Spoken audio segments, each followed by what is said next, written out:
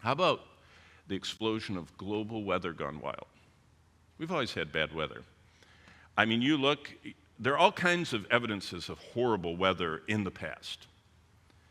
But look what Jesus said, that there is going to come a time, this is Luke 21, remember Matthew 24 and 25, Mark 13, Luke 21. The three times the same message is recorded from a synoptic, a little different slant. And there will be signs in the sun and the moon and the stars. We'll talk about that. And on the earth, distress of nations. With perplexity. And then it starts talking about the weather. The sea and the waves roaring sounds kind of like tsunamis and hurricanes and coastal storms and cyclones. But look at verse 26. Now that's a great verse to do your, I was in the last bit of the last hour and your professor said to right click. You ought to right click men's hearts failing them for fear. Do you know that word? Apsuko. It means that your breath, your life, your spirit pops out of you. It means that you drop dead is the kind of the modern way of translating it. People will drop dead from fear and the expectation of the things which are coming on the earth. Because all the powers of the heavens, everything man can't control, that's what they call the power of the heavens, are shaken. Well, that's interesting. Let's think about Luke 21, verse 26. And again, there's always been bad weather. But look up there. The list, you can't probably see it, you're too far away, but droughts, freezes, tropical cyclones, wildfires, winter storms, severe storms, and flooding by the NOAA, the National Atmospheric Outfit funded by the U.S. government.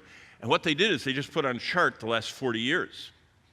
Now, it doesn't mean weather is worse now than any other time in history. But this is the first time, listen, everybody knows about the fires that were burning in Greece last year, where all those people ran right down into the Aegean Sea for their lives, and they were burned on the way down. That's how fast the wildfires were in Greece.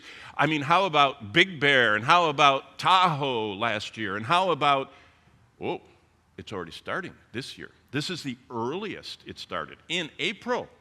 I mean, Bonnie and I have a ministry center that we come and go from in Colorado, and we called back to see how everything's going, and they said, the fires in Arizona, which are hours and hours away, and the fires in Denver, which are 5 hours away, they said the smoke is converging, and it's made the sky brown, and your eyes water.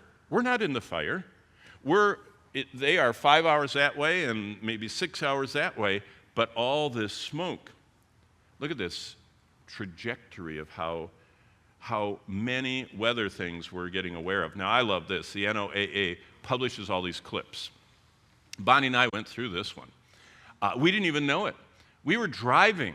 In fact, I was attending the Word of Life Board of Directors meeting in a hotel because we were ministering somewhere else. I went to the March meeting in a hotel in Iowa with Bonnie. And as we were going to that hotel, we were going through this storm, and we thought, boy, this is quite a storm. And then as we drove and the storm went past us, all the cornfields of Nebraska were, all of them, it's like someone had pushed, not mowed them, they were all bowed down. All the corn stalks that are, 6 feet tall were broken and pointed the same direction because this thing you see that the NOAA recorded and put up a clip, look what they said. A powerful derecho traveled from southeast South Dakota all the way to Ohio, a path of 770 miles in 14 hours, producing widespread winds greater than 100 miles an hour. The states most affected were Iowa, Illinois, Minnesota, Indiana, and Ohio, and the derecho caused widespread billions of dollars of crop damage to the corn and soybeans. Do you ever wonder why the starvation is stalking the earth during the tribulation? Those three crops are so dangerous. How about this? I mean, this is how we know about it. There has been an explosion of global communication when Steve Jobs liberated people from having their phone attached to the wall by a cord and putting their music in their pocket with the iPod, and then and then putting the iPhone in their pocket in 2007. If any of you, let's see, was that 15 years ago? You must have remembered the early iPhones, how heavy and big they were and how little they did. But when he put the camera and then the video camera, now you're probably not old enough to remember video cameras. Our first child, born in 1985, no one could afford those things. It was this long, the video camera. This long. It sat. I mean, you felt like you were a reporter with NBC or CNN or something. You had this gigantic thing. The tape that went into it was that big, and it would only hold, I don't know, 60 minutes. And you'd try and get close enough to take pictures with that gigantic thing, and then they made them smaller and smaller until you could carry them around and afford them. But look what it says in Revelation. Then those from the peoples, tribes, tongues, and nations will see their dead bodies. That's the two witnesses.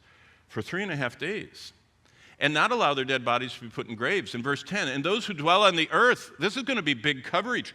People all over are going to watch this. There used to be people that read the scriptures and said, obviously this is metaphorical or allegorical or symbolic. There's no way people on earth can watch stuff. Remember, you could only travel at the speed of foot or horse or wind or paddle. Did you know Roman emperors were assassinated, and the posts at the far fringes of the empire didn't know about it sometimes for 6 months.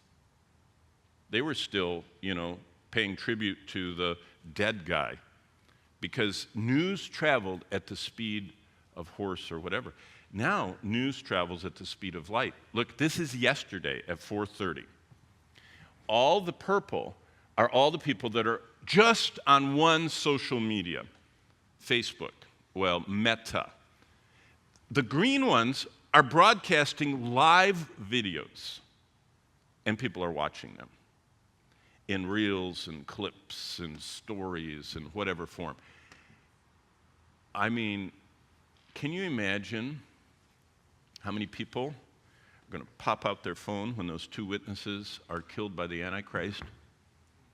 And they're going to start saying, I'm standing here in Jerusalem, and they're dead. They've tormented us for so long. They're dead. And people are going to be celebrating and reposting and resending and everything. And those same people, do you remember what happens? Verse 10 says, make merry, send gifts to one another, because those two prophets who tormented those who dwell on the earth. And so everybody is filming that thing in the middle of the tribulation, and all of a sudden, the two prophets sit up. Everyone backs up. I mean, in the whole world, I can see phones going like this as God recalls them to heaven. Ooh. Now you say, yeah, you're speculating. But what does the Bible say? The Bible said the whole world's going to watch, and the whole world's going to send gifts. The whole world is already watching. That was never possible any time in human history. And what Jesus is saying is, when you start seeing all of these trends, when all of them are present, watch out. It's very interesting. This is only the fourth one. Look at the fifth one. Jesus said there's going to be an explosion of global pandemics. Do we even need to talk about that? I mean, Luke says that there will be pestilences all over the place.